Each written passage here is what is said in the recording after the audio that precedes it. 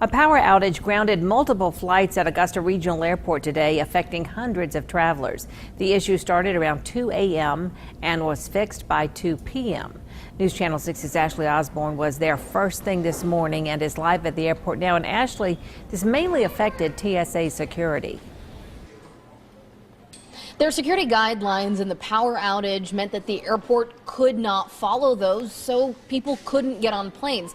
The issue came with a failed electrical component. The piece is specific to this building, so the replacement had to come from the manufacturer in Columbia, South Carolina. It took them a little while to locate that problem, fix it, and then the system reboot took a few hours before planes could take off again.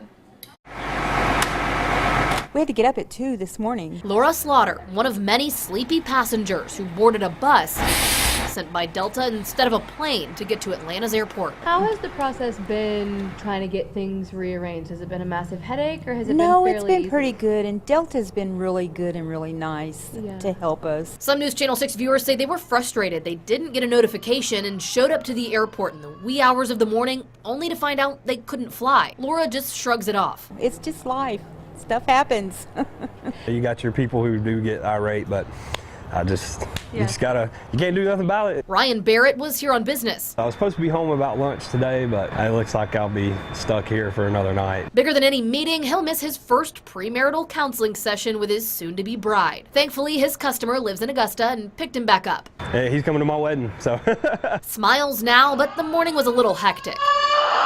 And by lunchtime, practically empty. Dark halls and no one going through security. People enter into the system where they can go from any airport to anywhere in the world, essentially. So those screening protocols are critical and they can't be bypassed. For those who've had a negative experience today and they're thinking, maybe I do need to go to Atlanta, what do you do to assure them that this is the place they need to fly out of? Unfortunately, this type of stuff happens.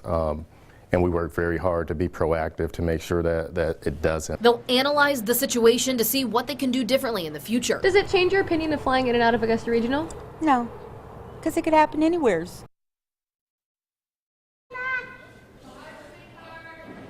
If you have questions about flight reimbursements or changes, contact your airline directly. The airport says they don't typically do reimbursements for things like rental cars, but they're going to handle each customer complaint on a case-by-case basis. Again, everything back up and running here at Augusta Regional right now. Live in Augusta, Ashley Osborne, WJBF News Channel 6.